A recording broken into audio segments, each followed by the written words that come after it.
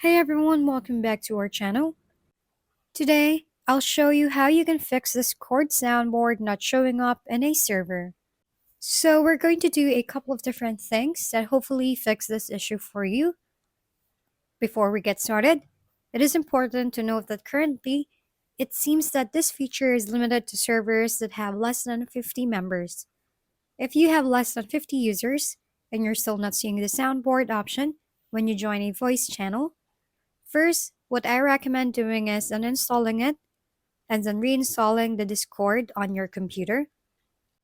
And once you have uninstalled it, delete the Discord folders in both directories, as shown in my screen.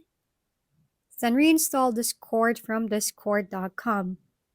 After reinstalling Discord, if you still don't have the soundboard icon, go into the server settings, disable community, and then it should show up for you.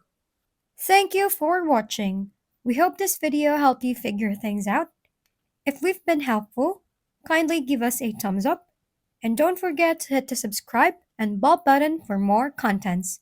For any questions and suggestions, comment down below.